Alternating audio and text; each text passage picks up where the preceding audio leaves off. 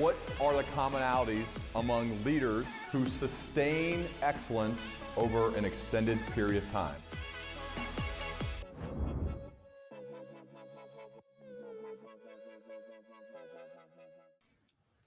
All right, man. It's good to see you again. I feel like we've had so many of these talks in private. It's finally time for us to get one out there in public so other people can listen to the things that we talk about. So it's good to have you, man. That sounds good. Thanks for having me. I want to take it back. So you sent me a cold email in September of 2017. So we're almost 3.5, 4 years ago, and asked me to come speak to your class. And I think a leadership group that you run at Centerville High School. I was honored to do it, especially because your email was really well written. I think I read my response to you this morning as I was preparing, and it said like, wow, thanks for the thoughtful note. So you could probably teach a lesson on sending those cold notes, because I had never heard of you prior to that time, which is surprising considering that you're at Centerville and you've been there a bit. And but I didn't know much about the basketball program. Certainly a lot more now. But after I spoke there, then I asked you to come speak to a workshop that I hosted. And one of the first things that popped up on the screen when you spoke was a picture of 3 things. And at the top of it, it said your mantras, your personal mantras. And so I'm going to ask you to walk us through them. But the pictures, just so for the visual learners, there's a picture of a wolf. There was a picture of an axe chopping wood. And there was a picture of a gladiator in the arena, getting ready to do battle. And so your personal mantras are a wolf chopping wood and a gladiator in arena. Can you walk me through the thought you put behind your personal mantra? Sure. Yeah. I mean, I got to those. It took a lot of reflection, a lot of, kind of digging to kind of surface those things that were really meaningful to me.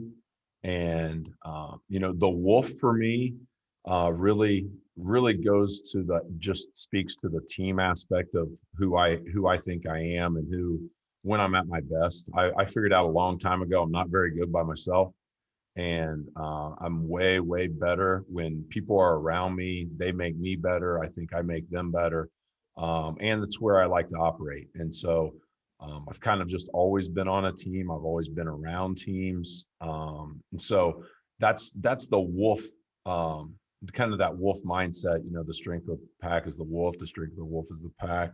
But it goes a little bit more than that, because, I mean, there's a lot of things that, a lot of animals, a lot of things that work in packs and groups. And I guess, the wolf to me, I think I said this when I spoke, like a wolf is just a little more badass than a lion or a tiger, just because, I mean, you don't see a wolf in a circus, for one.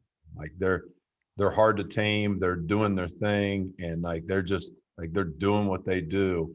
And but they're not as celebrated maybe as the tiger and as the lion. And I like that. Like I like that kind of, behind and just kind of do your work, do your thing, kind of behind everybody else. So that's where the wolf comes from. I mean, like there's it's kind of deep with a lot of it. I think some people it's a stretch, but it all connects for me, makes sense to me. And I know I can connect with that picture and that visual.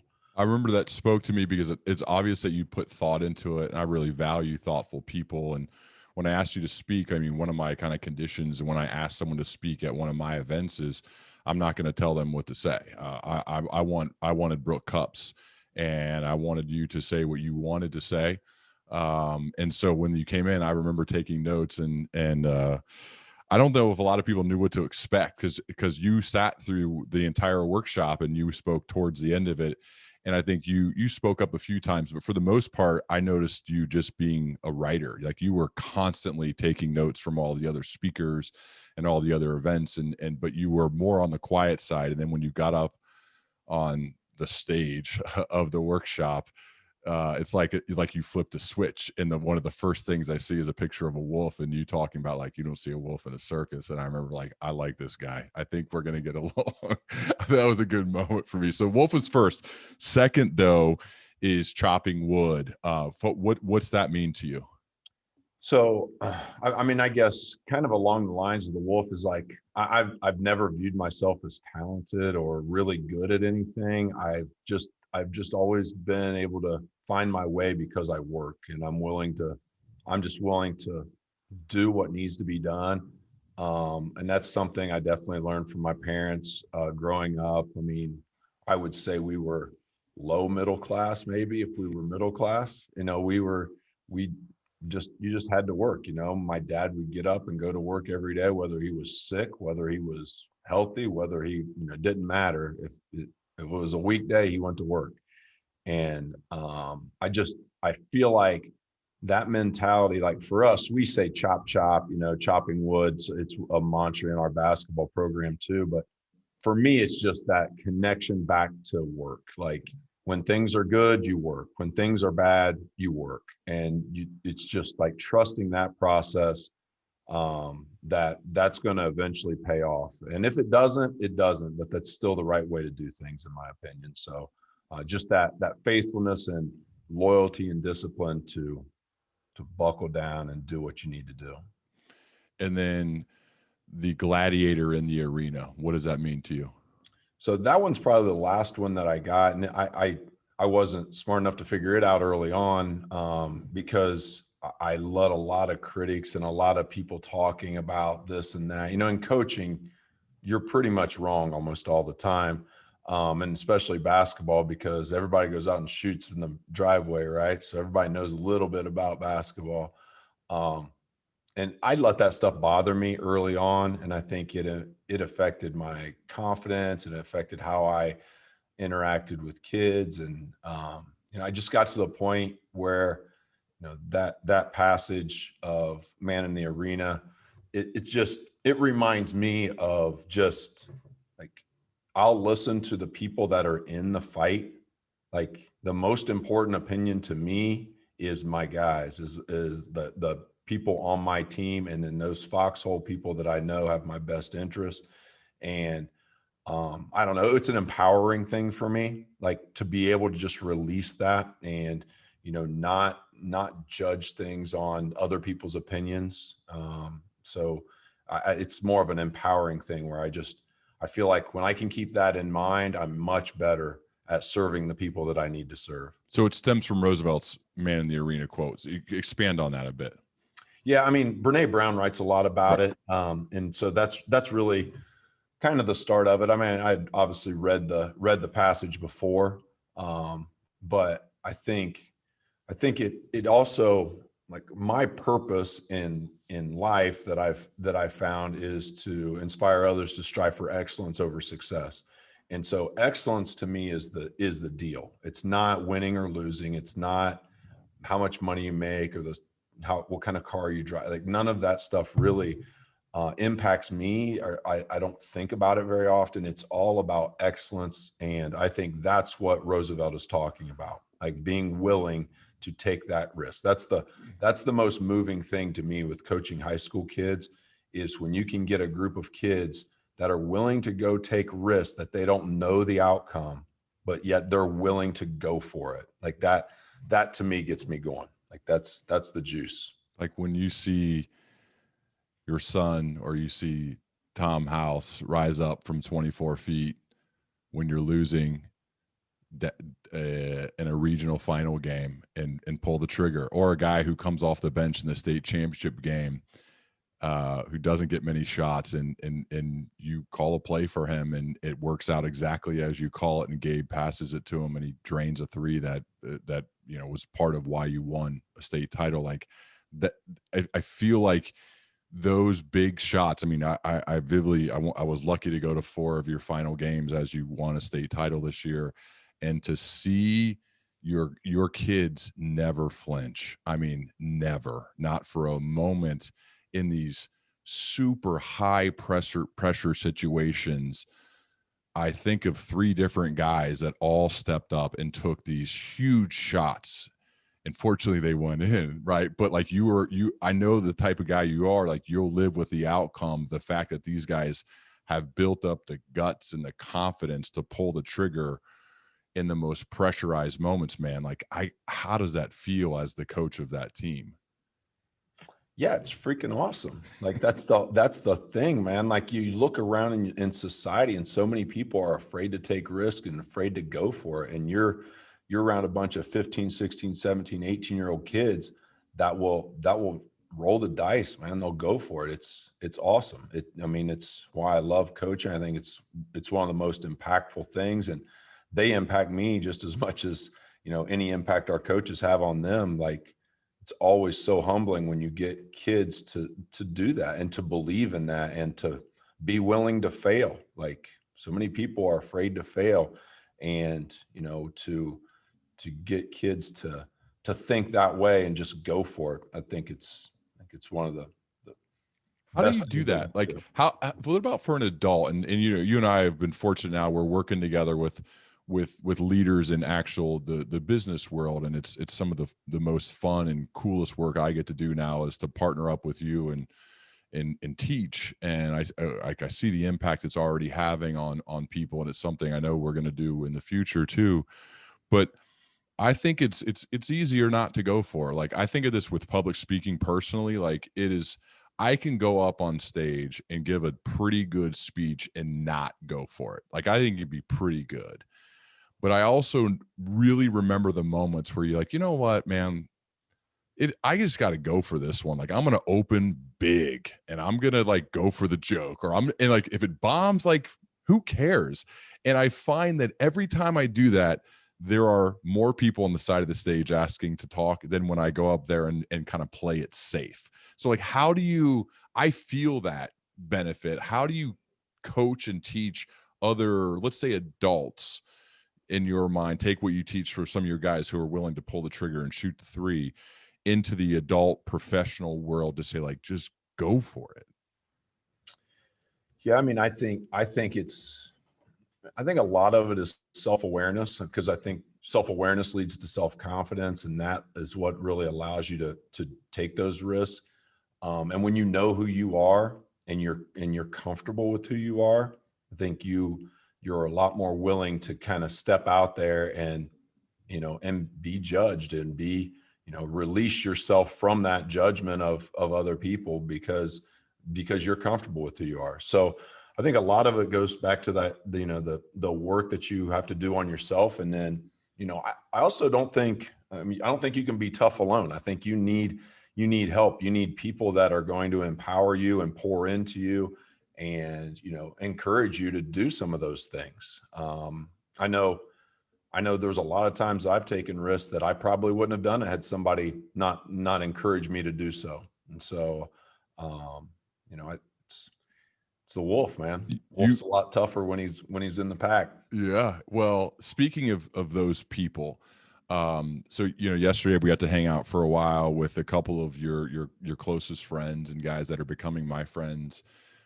Garen Stokes, who's he got a new job as a head football coach in Dublin Kaufman, a big school here in Columbus, Ohio, and Eli Liker, who has become a friend of mine and plays a big role in this podcast now as he puts everything together for me, and is your top assistant coach. And just in passing a few times the phrase, he's a foxhole guy, like it was said, like it was never defined. It was just kind of like, oh, he's one of my foxhole guys. And that's not a phrase I hear often or hear around with other people, but I noticed between the three of you guys, like that was just a normal thing to be said. Talk to me about foxhole friends and foxhole guys and the people and what that means to you and how you become like one of your foxhole guys. That's a good question. How you become one, I think is just, it takes time, obviously. I mean, it's trust is what you're talking about. Like, and it's not trust that I can, it's just like that guy's completely open with me. Like, he's not holding anything back. And more than anything, at this point in my life, he'll tell me the truth. Like, he's not gonna sugarcoat things. He understands that I want to get better, and he's going to be critical sometimes. He's gonna, tell me what I don't want to hear. And, he knows that that I'll do the same for him. I don't know. Maybe there's people I'm sure that have a lot of friends and a lot of, a lot of people that they consider close friends. that's just not, that's not how I really operate. I mean, I'm pretty into the stuff that I'm doing. Like I coach basketball, I teach leadership, and like, that's what I do. Outside of that, I've got some foxhole friends, and that's about it. I've got some other people that are friends that I get along with and I'll spend time with, but like my foxhole friends are the guys that you're going to call at 3 o'clock in the morning, 3 hours away to come pick you up. And they're not going to give you some excuse. They're just going to get up, put their clothes on and come get you. Those guys, like there's not that many of those guys. And I like the part to me that's like the gold there is the people that are willing and able. They're two separate things. Willing and able to tell you when you're wrong or when you're not doing something right, and they do it out of a place of love. And you and I have talked a lot about this with teammates, and I think doing this in the professional world, that one of the most selfless things you could do is have the guts to speak up, to tell a friend or to tell a person when they're wrong or they're not doing it right. And one of the selfish things you can do is to keep quiet in that moment, because it's harder to speak up. And I love for you to flesh that out more about having the guts and willingness and the care and the love to speak up with the intention to help somebody. Yeah, I mean, we talk about it all the time. For us, it falls under unified in our core values. We got tough, passionate, unified, and thankful. And unified is like our behavior with that is speak and act with urgency. And this is what we're talking about, because at first people would be like, why is that under unify, speak and act with urgency? But this is exactly it. If you are choosing to remain quiet when someone is doing something that's detrimental to the team, that is selfish. Like, that's what it is. You're choosing your personal comfort over the good of the team. You know, addressing it helps the team. So when you choose to ignore it, that's selfish. It's the only way you can define it. And so we spend a ton of time talking about it and helping guys, because it's not natural for kids or for, I mean, adults, Lord, you don't get hardly anybody that'll do it. And so teaching them and getting them comfortable to do that is a process. And it starts with trust, you know, like, I mean, Lencioni's vulnerability-based trust is really where we start with it. Like, you have to know each other. And that's the good thing and the advantage like sports teams and school teams have. I mean, like the kids we had this year, they've been playing the basketball together for a long time. I mean, so there's already stories and there's already these relationships that they already know. They know a lot of stuff about each other, but there's things they don't know. And we spend a lot of time breaking down some of those walls and just creating some vulnerability. Getting guys to open up, guys crying, telling stories in the locker room. But that all goes to eventually being willing to hold that guy accountable. That's really where you're trying to get to with it. So one of the most, I would say, impactful things you've done for me personally is help me define my core values, and not only define them, but live them. I would say, like, if there was a title of this episode, or the title of you, it would be creating and living your core values. And when it comes to living is a set of behaviors. It's a series of behaviors that continue to happen. And so I want to dive into your core values, because I don't know if I've seen a team. I mean, I follow you guys. I'm a fan of the team, but I don't know if I've seen a team where the fans and the people on the outside know your values. I don't know if I've ever seen a team like that, where everyone's like tough, passionate, unified, thankful. I know your values better than I know my own. I mean, tough, passionate, unified, thankful. I know what all the behaviors that are, and I know it's a process to get here, but let's walk through tough, passionate, unified, and thankful. And we hit on unified there. So I want to go to toughness and specifically why that's a value for you. And then what I love the most are the critical behaviors of what it means to actually live out the value of being tough. Yeah. I mean, so those core values, like I believe strongly that the values of the team that you are running have to be your values. I think if there's somebody else's values, then I think the leader of whatever team, your business world, coach of a basketball team, it doesn't matter. Like, you have to be a value driven person, and they've got to be yours. Yes. And so like if I'm working for somebody else, I would expect them to, like me, to be coaching their values. That's what you buy into their values. Yes. I have to accept those and value those, or I shouldn't work there. I shouldn't work for that person. Mm-hmm. Like, and so for me, like the values of our basketball program are my personal values. So tough, passionate, unified, and thankful. And I think a lot of people, like you said, a lot of people identify values and their values. I've got, I might have 30 values, things that are important to me, but it's the clarity around minimizing that number to what is actually important and that you can intentionally live. We watch a Patch Adams movie in class, and one of the things that he says towards the end of the movie is just how bad indifference is, how indifference is actually the greatest disease of all. And I agree with him. I just think, like, stand for something, right? Mm-hmm. Like, believe and do something. It doesn't have to be what everybody else agrees with. Like, tough, passionate, unified, and thankful.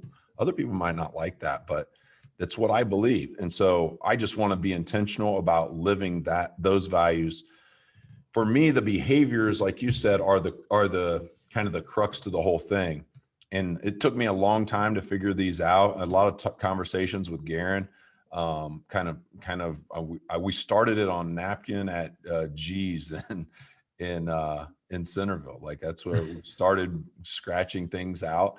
And for us, toughness comes down to positive body language. That's how we base it. And so that is a cardinal sin in our program. If you pout, if you put your head down, if you throw your hands up at officials, if you slouch down in class, if you walk in all mopey coming into practice, like, those things don't fly. Our critical behaviors is positive body language. Mm-hmm. Our belief behind it is fight ready. Mm-hmm. Right. So for fight ready, like, I just think of a boxer coming into the ring, like, they've got pretty good body language, mm-hmm. right? Most of the time, right? Like, if you're going into a fight, like, you're going in with a bounce to your step, with a mentality that you are attacking whatever you're going into.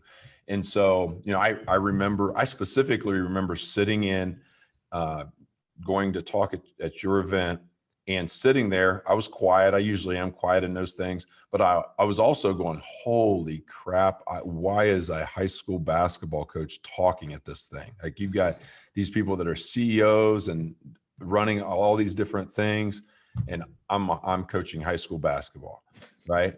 And so but then I got to, like, all right, well, if I'm going to be tough, then let's roll. I'm going for it. Like, when I go, like, I'm going for it. And so, like, it does come back in a lot of different situations for me. And, I tell our guys all the time, like, I don't wake up every morning at 4:45, like, boom, let's go. But if that's my belief and that's my behavior, then I gotta go with it. I'm doing it, right? Mm-hmm. If I'm going to be intentional about how I live. So that's tough for us. And I think it permeates everything. I think it's a big reason, like you said. I had a couple people, we turned the ball over right at the end of the state championship game, right, with about 15 seconds left. And I probably had 10 or 12 texts or emails talking about how our guys didn't respond negatively in that situation. They just said, okay, let's go. We got to get a stop. Like, and I think that speaks to our culture and what I would hope our guys take from our program more than anything else. I've told you this a lot, but the positive body language aspect is just everything, man. Like, that is what you said. Like, have you ever seen a tough person who doesn't have good positive body language? And I thought, you're right. And that applies across all spectrums, any industry, any job, any sports business. as a leader, I think my dad always told me, it's your duty to be in a good mood. It's your duty to be optimistic. It's your duty to believe. That doesn't mean you're not real and you don't understand the challenges you face, but that's part of your job, and Scott Belsky's talking about you're the emotional thermostat. And I just think you can really see it when the leader values that. And so I do think the toughest people are the ones who have positive body language. So I think that applies across the board. So that's tough. We talked about unified. How about passionate? Because I love the critical behavior for passionate too. Yeah. Passionate for us is just like we talk about choosing extra work. It's just a belief of mine, kind of goes back to the chop wood stuff. It's like, I don't know, maybe it's just because I'm not that good at what I do, but I just feel like everything in life is always determined by the extra. It's always comes back to that. Like, what amount of extra are you willing to do? Oh, we have someone who wanted to. This kid's doing. What's up, Gabe? What's up? You're right in the middle of your dad describing to what passionate means. What's passionate mean to you? Just choosing extra work, like stealing inches. Right. Like I think your guys know the value, Coach. Yeah, they get that one for sure. Yeah. No, it's good to see you, Gabe. Congrats on the win, man. Thank you.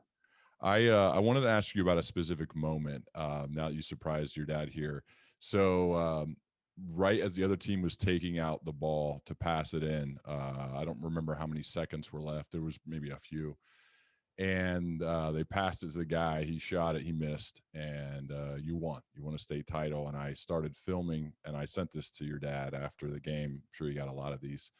And it was you guys are celebrating, and I see you walk up to him and give him a hug, and it was a pretty long hug, and I was filming it like, I'm getting emotional even thinking about it actually. And I had friends that I showed it to that they had the same feelings. I'm just curious for you, could you take us inside that moment after you guys had won and you walk over, you're a sophomore, you led the team in scoring, it went really well, and you get there to do it with your dad. I mean, it just means a lot. Like him bringing me up through basketball and like allowing me to fall in love with the game. Like he was the first one that introduced me to it. So to be able to win with him, like my first state championship and his first state championship, it just like means a ton to me, and I'm sure it means a lot to him. But as we started to go further and further into the tournament, I just kept thinking that how bad I wanted to win for him, wanted to win for the seniors, and wanted to win for the guys. So, do you remember what you guys said to each other? I just told him that I loved him. Yeah. What was that like, Brooke? I mean, it was special, right? It's one of those things. I've had a lot of people ask me that question, and it's like, it's one of those things where, I mean, of course, you always want to win a state championship. I've been past that for a while now, where that's not my barometer. It's not like, I mean, of course you're playing, you want to win, like you're running the race to win, right? But I had kind of like, I was good with whatever happened with this group at that point, because I felt like we had maximized that, like what we could do, and guys had bought so much into their role. For Gabe, it was obviously cool to share it with him. I think just being able to be on the court in that situation, you don't really think you're ever going to win it. You're like, oh, I want to, but that's probably never going to happen. And then for it to happen, and for things to play out the way they did, and for Gabe to be, on that team when you win, it was cool. It was cool. Gabe, I heard that, I hope I'm not sharing out of turn here, but I heard that one of the things you started doing in the tournament was sending a text message to let them know that you were going to win. Can you talk more assuming it's okay to talk. If it's not, I'll edit this out. But assuming it's okay, can you talk more about your philosophy on letting the team know that you were going to win and the belief that you had in them for each game in the tournament?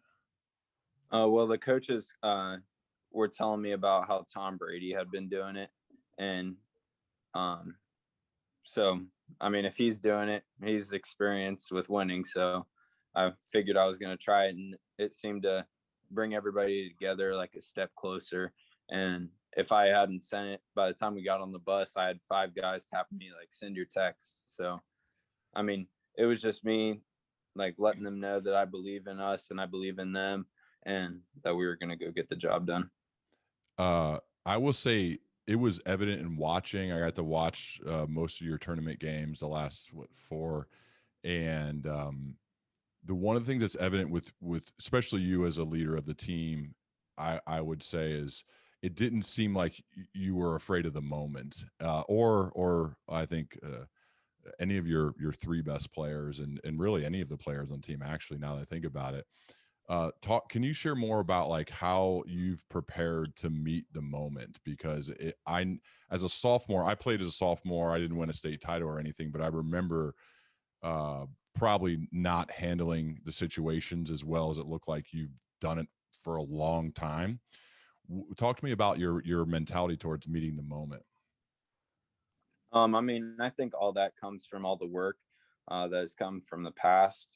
I mean, it's basically just putting all your trust in that work. And if it pays off, then it pays off. If it doesn't this time, I mean, it will eventually. So it's just kind of trusting in your work and surrendering the outcome. It's an interesting phrase to use. I've heard your dad say that a few times.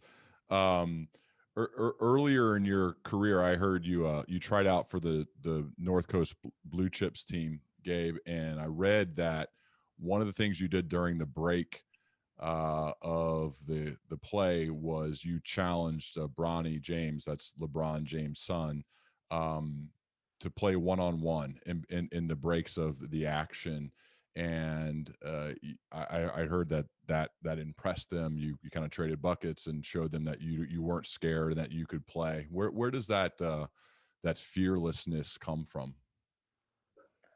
I still think it comes from the work, and in that instance, especially, I mean, I didn't really know if I was good or not because I hadn't played anybody except in Dayton. So I just kind of wanted to see if I was like any good at all. So I mean, if I got my butt whooped, then how did it go? All right, but did you hang? Like, how'd it go? Yeah, it was good. I mean, I scored on him a few times. He scored on me, but it was good. Yeah. Well, hey, I appreciate you being here, man. I'll let you roll. I'll finish up with your dad, but I appreciate you jumping on because I was and just want to say thank you as a Centerville alum. It was really special to get to experience everything you went through from afar, from the crowd, man. So thanks so much for your work and your effort, man, and doing it at a place where you made a lot of people proud, and you still got a couple more cracks at it to do it again. So thanks for doing it. Thanks for jumping on here real quick, man. Yep, no problem. Thank you. All right, man. See ya. See ya. Perfect. So we just mentioned that, Gabe wasn't afraid to kind of call out Bronny and play. And speaking of him, I was going to get to this later, but we're already here. I was texting you during the playoffs of the NBA playoffs last year, I remember, and I said, just so for people who don't know, you Gabe made that team, and I think you guys he played for 4 years with him, correct? And you ended up being basically the coach of the team, even though it didn't start that way. And I know you won't say this, but like essentially handpicked by LeBron to be the coach of the team when you were just helping out initially. And I asked you, I'm like, what's LeBron actually like? Like, what is he actually like? And one of the things you said to me was he may be the best in the world when it comes to gassing other guys up. And I thought, oh, I never really heard that phrase. Can you share more about that experience, as well as from a leadership perspective of gassing other guys up? Yeah, I mean, first of all, I don't know that LeBron handpicked me to coach. I'm sure he had some other options, but I showed up at practice and helped Joe and Dave for a couple of years. So it was a great experience. And, being able to sit on the bench with LeBron in some tournaments was pretty cool, and just listening to his insight. But the thing that I noticed with LeBron is, like, all those kids on the team, like, he treated them like he was trying to make them and help them become the best that they could become. And when you're the best player in the world, it's like, when they say something, when he says something to you, that's a whole lot different than me saying something to you, right? Mm-hmm. And so I recognize that. And the thing that's cool is he recognizes that too. Mm-hmm. And so he doesn't hesitate to tell Gabe he's the best shooter in his class. Like, he doesn't hesitate. I would never tell Gabe that. But for LeBron, like, he understands the impact of his words. Yes. The weight of his word. He understands that. And that's not a ego thing. That's being real. And I think it's a leader's responsibility to understand the weight of your words. Yeah, I think it's the opposite of an ego thing. Like, he is using that to empower other people. Like, I mean, he does that in everything. Like, if you look at, the school in Akron that he's got going, and, like, just if you watch what he does, he recognizes that, and he uses it to help other people. And in this case, the kids on that blue chip team were the recipients of that over and over. And particularly Gabe. I mean, he was very, very good to Gabe, very positive with him. And, I think I've told you before, I think one of the most important things you do as a parent is find people that will pour positively into your kids. Mm-hmm. And we were just very fortunate throughout that whole process. The coaches that he had, Dave and Joe, and the parents of those other kids, and LeBron and his family, they did a lot of that for Gabe. And so very, very blessed and fortunate, obviously, to be in that situation. I think from a leadership perspective, like, if you look at the rosters of the teams that LeBron has taken to the finals, I mean, in some cases, those players are not very good. The other four, I mean, he's got Anthony Davis now, but in some cases they're not. It blows your mind. And when they go play somewhere else, they're not nearly as good, or they're even out of the league. And when you translate that to kind of the world outside of sports, I think thinking of how you can be the type of person to gas others up, to make them believe in themselves. I mean, for me, that's what coaches have done. I've talked to you a lot about Coach Ron Allery and how he lifted my level of play beyond what way beyond what I thought I was capable of. And I get a scholarship and it changes my life. And you, as a coach and as a leader, this is what you do. I mean, you lift guys up. How do you think about that responsibility and just the action of putting it into play every day? Well, the responsibility is awesome. Like, I like that. Like, that's part of the reason you do it. I've spoken recently a lot about Coach Zeller, my high school coach, and that was one of his unique talents. And I didn't notice, like, at the time, I just thought he liked me. You know what I mean? And then when you get out of it, you're like, he did that for everybody. I had no idea. I felt the same way. Yeah. Oh, I was special. Not really. I was just the guy at that time. Yeah. Yeah. And being on the other side of it, it all makes sense now, because my purpose is to help these guys approach excellence, right? To think of excellence over success. That's what I look at every time when I'm trying to help our players move forward in life, because that's really what it is. Like, I know it's basketball. I know that's our platform. That's what we're doing. But it's really, can we use basketball and the things that we teach in our program to move them forward? And part of that is helping them understand the contributions that they make to the group. I think that the application of roles is really important in it. Everybody's not a scorer. Everybody's not going to be the sales leader either, and so recognizing that, figuring out what you provide and you give that is no more or less important than what anybody else on the team gives. I think it's empowering for kids. And I think that's one of the best ways you can pour into them and gas them up is help them understand what their strengths are and how they contribute to the group. Speaking of Coach Zeller, you wrote a great blog post about him, which I've shared and I encourage people to read. I'll make sure it's linked properly. But you said you quote, he never won a district, but he's the best coach I've been around. A state championship isn't success. It's the impact you have on the kids, because nobody's going to tell me that those guys that won state championships are better coaches than Z was. And I want to talk about goal setting for a second in relation to Coach Z as well as you. Most people's goals are, we're going to win a state title or we're going to win a conference, whatever. Like those are the set goals, but that's not how you set goals. What is your philosophy towards goal setting? So our goal is always a process oriented goal. And so it is not like, it is never win state, win district, win. It's never that. It's always like this year's basketball team was to attack every opportunity with purpose. That was our goal. And so now the players set that. We have a big discussion. We have a big talk about it. They understand that we're not picking like a destination as a goal. We're picking a process that will help us in every aspect of our lives. And so when we do that, once they settle on what they want their goal to be, then it becomes the coach's job. It's our job to hold them to that goal. Like that's what they said they want their goal to be. And so, for this year, it was perfect. Like we end up beating Elder, who shared the GCL, huge win for us to win in the regional semis.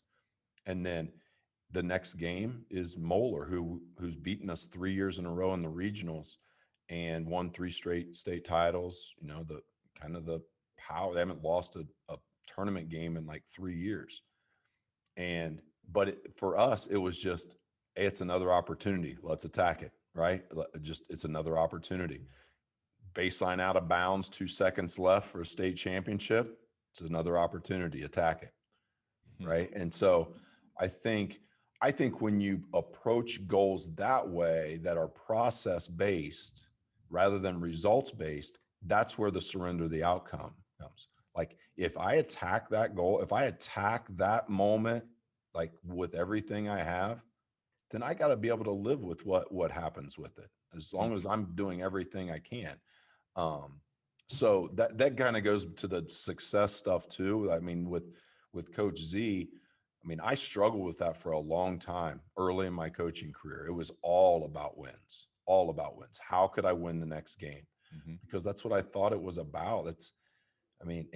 In understanding that, and that blog post that I wrote about Z was, even I had understood it, but it was, it helped me just refresh that mentality and that mindset that doesn't decide who the best coach is. It doesn't decide none of that stuff does. It's more about the impact that you have on those people and the kids that are in your program and the people that you're leading. How about if that's your goal, but you win 5 games and you string together a couple seasons, what happens? Like you get fired. So how do you juxtapose those two things where you're in a profession that's pretty black and white as far as the outsiders and the athletic director and the people who make the decisions on, do we hire or fire people? As a coach, if you don't win, you get fired. That's just how it works. So how do you make, because in the business world, it's the same. Let's say you're running a sales team and you miss your numbers too many years in a row. What happens? The leader just gets fired. It's so easy. You just get rid of the leader and bring a new guy in or new girl in.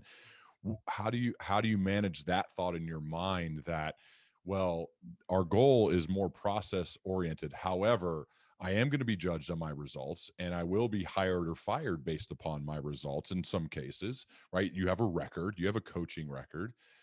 So how do you manage that? Well, I don't think about it at all, for one thing. If I get fired, I get fired for following our values and trusting our process. I would say if we're not being successful, remember, I'm defining success for myself. It's not society's definition. So those 5 wins may or may not be successful. But if I have really tough, really passionate, really unified, and really thankful kids on my team, we're going to be pretty good. And then if we take those kids and we attack every opportunity, like the score will take care of itself. Exactly. Yeah.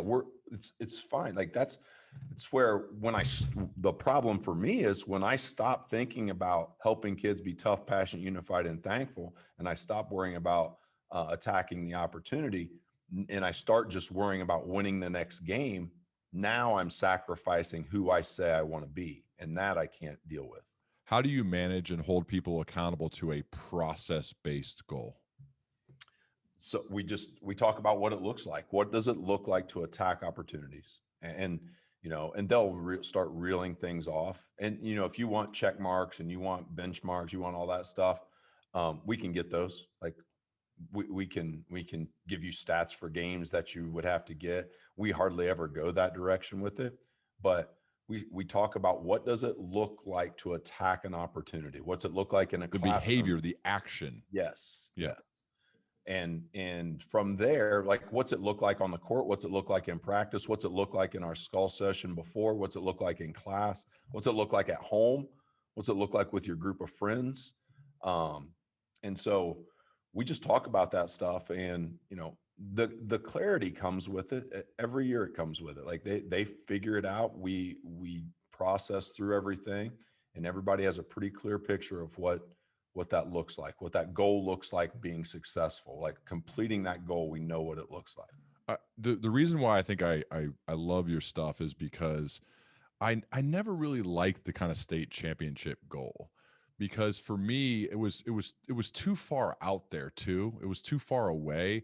I like to think, it was what I tell my guys, like in the huddle, when we would huddle, as we were no huddle most of the time, but I would say, like, execute my job, like, to the best that I can do it. Like, I have to, and it actually made me feel like the game was a little easier in a weird way. Just execute what I'm supposed to do on this play and every play to my maximum effort, maximum ability. And my job also as a quarterback is to push my teammates to do that as well and hold them accountable. And if I do that, things seem to work themselves out, as opposed to thinking about like the end of the game or like the big plays or the big shots that your guys hit. It's like the next play. It's the next action I'm going to take, instead of thinking about this grand picture. It's like, no, this is what I'm doing. That's how I feel it. Yeah, I agree with that. And I think it's like win the day. It's the next play. It's 1% better. All those same things they all speak to the same thing. And like, those big shots that Tom and Quinn hit in those games, like, I wasn't surprised at all that Quinn hit the shot. I mean, not at all. I wasn't surprised at all that Tom hit the shot. Like that never, and if they didn't hit the shot, I was good. Because they took the chance. They were willing. They were there. That's in their role. They were just doing their job at the time. One of the values we didn't get to, as Gabe jumped on, was about being thankful. Can you share more about what the belief and critical behaviors are of being thankful, your fourth value?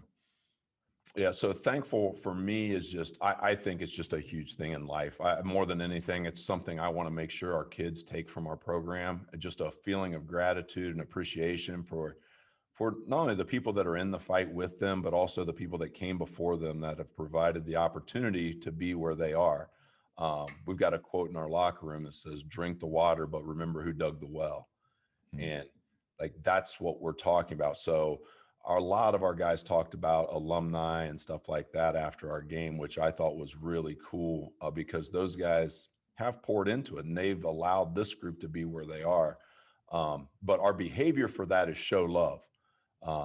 And so in basketball, the way we do it is we get touches and so on a normal year in practice, we'll chart and stat like the number of touches between teammates and players. And I didn't think of that. mean, that's an old, I mean, it came from the NBA. They just said there was an article a while ago about teams that touch the most win the most. Like high fives, pat on the back, help them up off the ground. That's what a touch is. Yep. And so we have a rule in our program, like if a guy turns it over, everybody's supposed to get a touch on him. If a guy, like, to help him get to the next play, in practice, you're constantly, we'll like watch film in practice and chart it. And it's, some guys will receive a lot of touches and not initiate a lot of touches. And so there's a difference between those things. But it's just something that I think connects our guys, and, and it shows your appreciation for that guy that set a screen for you, or that guy that took a charge, or, I don't know what the corporate equivalent to it is. I think showing love, though, like writing thank you notes and sending, it's just important. It's just important. Like being grateful. I think one of the ways to do this is that's one of them, is certainly sending notes. I love to send gifts to kids of their mom or dad worked really hard. Like, that's showing love. I love to ask, like, a senior, even the CEO, I'd use some cold email skills. Like, can you write an email to my buddy Jameson, who was absolutely crushing it? And sometimes I'd write the email for them to make it, like, give them the best shot. And then they get an email from the CEO, and they're many levels below. And there's these ways to show them some love, that you appreciate how hard they work, that there are ways, like, especially the corporate world, if you're not allowed to touch in some cases, you got to be careful here. That's why, basketball can be great. But I did notice, like, anytime someone on your team comes out of a game, they smack hands with everybody on the bench, coaches, other players, every time. If somebody gets knocked down, the whole team's there trying to pick them up, like, as quickly as possible, especially if they take a charge. And that's what leads me to my next question, which we talked about yesterday. Gabe leads the world in taking charges. I don't know that to be a fact, but I would gamble a lot of money that Gabe has taken more charges than anybody in the world. And one of the questions that you and I talked about, because the purpose of our meeting yesterday was kind of trying to what do we look for in leaders? If we're trying to hire leaders, we're trying to hire a staff. And you said to me, like, well, will you take a charge? Will you take a charge? And we were trying to come up with the equivalent of what's the question to ask in the hiring interview process of will you take a charge? Because it's outside of basketball, it has to be more of a metaphor. And will you talk to me more about the importance of taking a charge? And maybe you have to define what that means for people who don't know anything about basketball, by the way. Yeah. So, I mean, a charge is basically when you stand in front of a player driving to the basket or out on the floor, and you keep them from going where they want, but you're legal guarding position, and they run over you and you fall, and the official calls it's a violation on the offense, and the defense gets the ball back. So it's a steal. For us, it's like a dunk, because we don't dunk that often, but I just think one, you got to be in tune with what's going on, right? You've got to be paying attention to the bigger picture of what's happening on the floor, right? You're worried about the pack. You're not worried about yourself. You're not worried about guarding your guy. You're worried about guarding the other team. You're worried about what the team is doing. So there's that awareness that I think is critical. And, I think that's important in everything, in every aspect of life, in your family, and you're in the business world, having an understanding of what everybody else is dealing with, everybody else is going through. So I think there's just that awareness aspect of it. And then, the physical part of it is, you're willing to sacrifice. Like, it's going to hurt sometimes. Like, you take 45 charges in a season, like you've fallen down a lot of times with the guy running over you. And are you willing to do that, knowing that it helps your team, right? Because that's an unselfish act, and we want unselfish players. So when you choose to not do that, when you are there to take a charge and you intentionally get out of the way, the only message your teammates can get is that's not worth it, right? That possession, that play, that's not worth it for the good of the team. I'm not willing to give that up. And so, we want guys that are like, I'll give it up every single time. Every time I will try to give it up. And sometimes it'll work and sometimes it won't, but the next time there's an opportunity, I'll give it up again. Right. And so I just think, I don't know. I just feel like I haven't coached very many guys in 20 years, 20, however many years I've been coaching that have avoided charges and have been all in on what we're trying to do. And the opposite is true. I haven't coached very many guys that consistently try to take charges that aren't all about us and our team winning. So I don't know how I translate that. And that's one of the things we were talking about, like you said, what it looks like in the corporate world. But I think there is an equivalent to it. And I think just for me, it's that willingness to sacrifice, put the team ahead of yourself, and and do what's best for the team when it's not the easiest thing for you. Exactly. I think that is the equivalent is like we know those people we've worked with who go out of their way to help a peer. Even if it's not really going to benefit them, they don't think like, well, what am I going to get out of this? They just do it because it's the right thing to do. It's like their default mode is an opportunity to help the team, an opportunity to help another person, and they just do it. They don't really think about it. They don't really look for adulation or praise. They just do it. It's no big deal. And they go back to their day, and then they see another opportunity and they attack it, as you would say. I want to talk about high standards, though. So I went to one of your games earlier in the year before they were all really close at the end. And this is a game that wasn't close. Don't even remember who you're playing. It doesn't matter. But it was the third quarter of the game. You're winning 60-24. I take notes when I go to basketball games. If Brook's coaching, just for people, so people know, 60-24. It's the third quarter. And you guys are trying to get a little sloppy. I don't know if you'd sub some guys or whatever. You might have been like, your team rarely has turnovers from games. I see they don't really make many mistakes, playing the right way, but they're getting a little sloppy. You're crushing them. You're going to win by a lot regardless. And you call timeout. And I think you rarely call timeouts, even to stop momentum. Like, it happens every once in a while, but you're almost like more Phil Jackson, like, from what I've seen. Like, you don't call as many timeouts as most coaches do. Seems like you let your guys figure that out. And that may be another question, by the way, to hit. But anyway, you call timeout and you're crushing this team. You more than doubled them up. You're going to win by a lot. And you just ripped them to shreds. Like, I remember watching it. I was taking notes and saying like, oh my gosh, it was really bad. And to me, what it showed was it doesn't matter that we're going to win this game. It doesn't matter that we've already been crushing them. We have standards, and right now we're not living up to the standards that we've set, that we expect to play at our level. And so can you talk more about the standards that you set and how you are pretty relentless, I would say, of holding your people to these standards, regardless of how much you're winning by against anybody?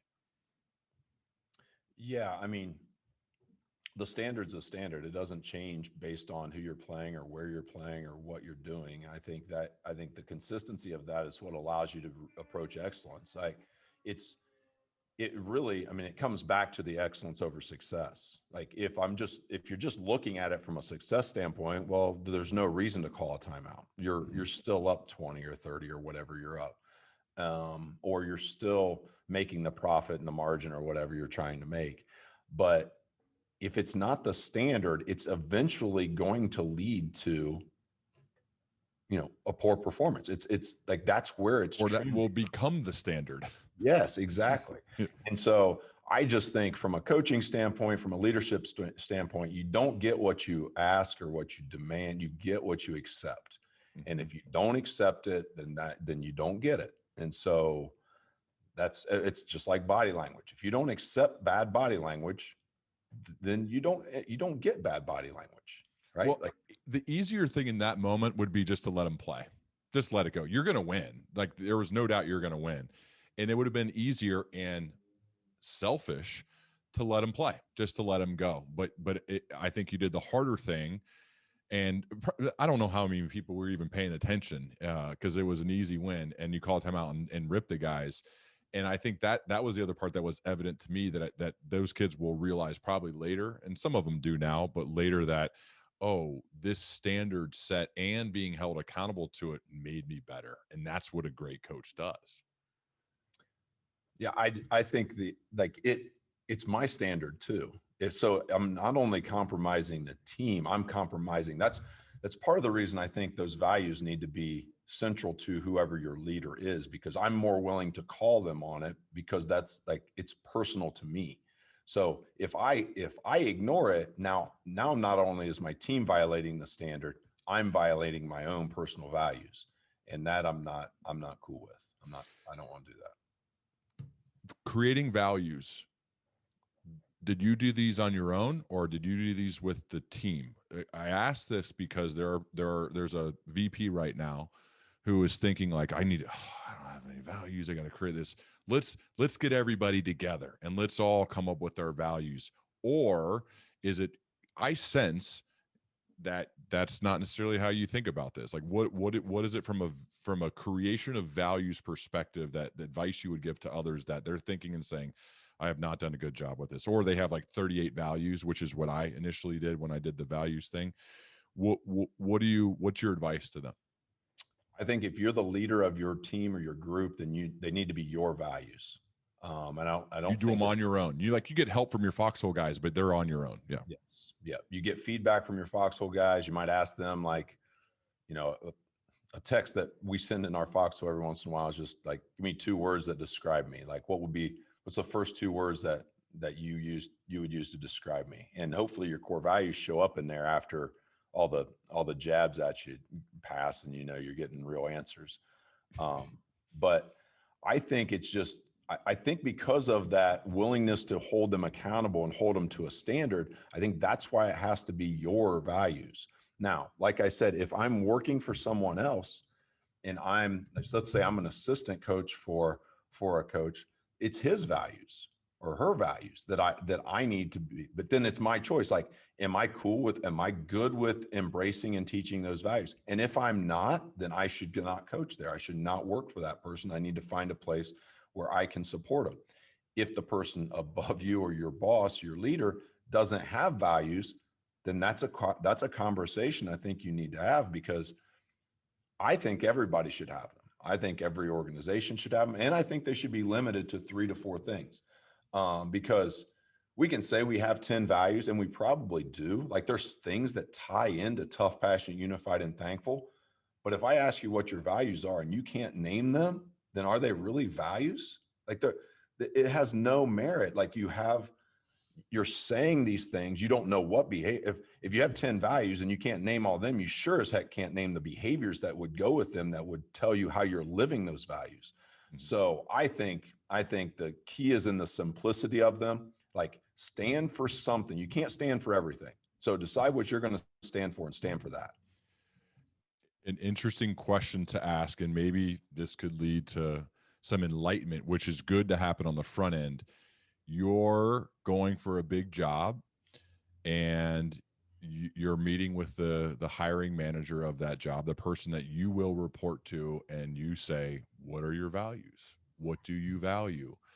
And you say, the reason I'm asking is if we're not aligned, or they're not what I believe in, I don't think they have to be like a perfect match, right? Like, you could go work for a coach that it's not tough, passionate. I mean, they're not going to be those 4. There may be some carryover, but if they're not, and you ask that question in an interview, which, by the way, like, I think everybody should ask that question, and it should go both ways. And that person either is like, oh, they stammer and they try to name the things on the wall that every company has, and they struggle a little bit, and they're like, well, it's a little kind of a red flag, right? But I'll tell you, Brooke, I think there's a chance that that may happen a lot. You know what I mean? Like, that's why I think your work's so important to get out in the world beyond just where you're at now, coaching basketball and teaching this, and why I'm excited to work more with you, because this seems to be something that's sorely needed, but not done very well yet. Yeah, I think, if you put yourself in that situation, you hire that person, right? If they move right up the ranks if they go, oh my God, in a second, right? And so, and it's obvious that they thought through theirs, because I remember I asked you, I'm like, do you remember your interview process when you went for the job?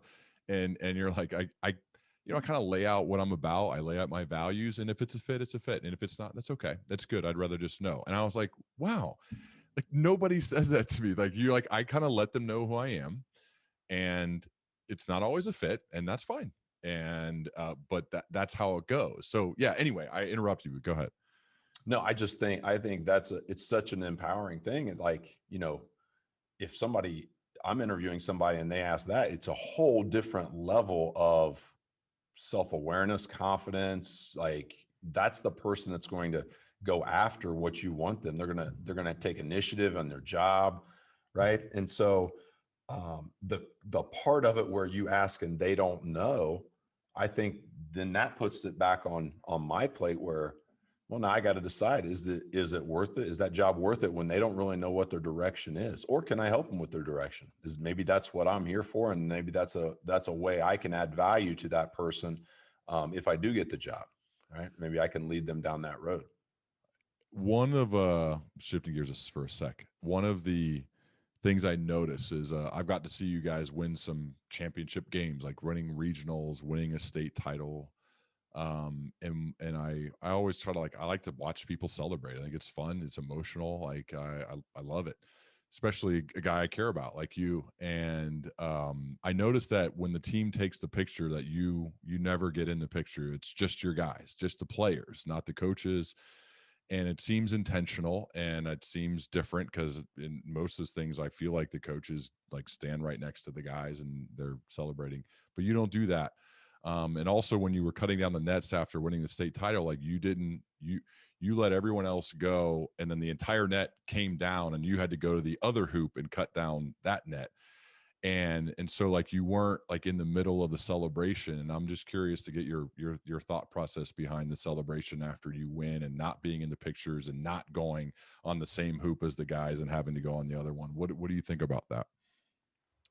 I mean, I just think it's about the kids. Like it's their game. I mean, I think the same thing coaching wise, and like my job is to prepare them as best as I can prepare them, get them to the point. I'm going to help them in the games, but like that's their time. It's their game and it's their experience. And so I'm lucky enough to be along for the ride with them.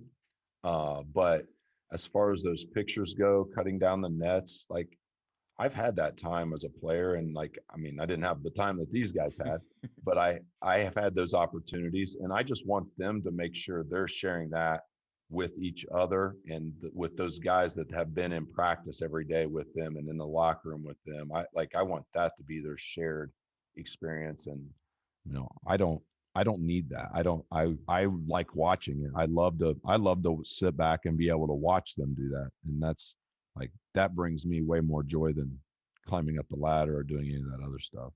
It's really cool. One more. When you think about your Foxhole guys and Coach Z and some of the other important people in your life and the ones who, you and I are so aligned when it comes to excellence, I'm all about excellence and sustaining it. Like, what do you think those Foxhole guys and the people closest to you all seem to have in common?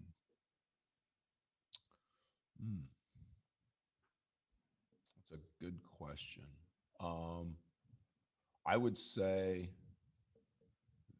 they all might not articulate my core values, but they all value the same things that I value. There is with toughness, I can't think of anybody that I would say is in my Foxhole that I wouldn't use my core values to describe also. And so I think it's a shared appreciation for what I value. And then I think it goes both ways. I appreciate, what they value and how they live their life and how intentional they are with the things and the way they want to live. Do you see evolving or changing as you're a big time reader? You're always studying and learning and growing. Do you see values as being kind of set in stone in concrete, or are you like, well, I keep learning, maybe these are going to change or maybe I'll evolve? Like, what do you think about that? Yeah, I think I don't think anything's set in stone. I think as you learn and grow and you change and you're in different seasons of your life and you've had different experiences, I could see values or maybe not. It's not that I don't value these things anymore. It's just that something else may become more prevalent and more of a focus for me in my life that I want to be intentional about living. So I would say it's a constant reflection, a constant, you're never really done. You're always becoming, right? So I think it's just, you live and you learn and you keep adjusting and you keep trying to modify things and, be as intentional and as close to excellence as you can be.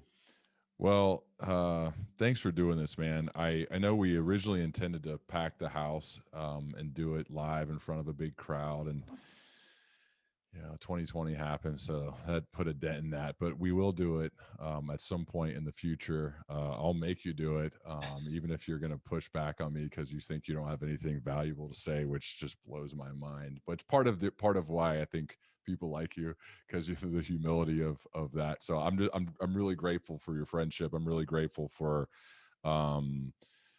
you giving that talk and blowing everybody away and saying we've got to have Brook join our leadership circle, and now we're just sitting waiting on the edge of our seat for you to talk each time. So thanks for doing that, man, and thanks for being here. It's really fun. Well, I appreciate you, Ryan. You've been one of those guys that's prodded me along when I've tried to kind of play it safe. So you've definitely pushed me out of my comfort zone a number of times. I appreciate our friendship and everything I've learned from you and the opportunities you've exposed for me. Well, I'm going to keep hammering you on getting this book out, and I'll do everything I can to help you sell 1 billion copies because I know you're super uncomfortable about promoting anything that you do. I'm happy to be the head sales rep for you. So that's coming later. We'll talk more about that later. But for now, thanks so much, man. We'll obviously be talking. Sounds good. Thanks, Ryan. All right. See ya.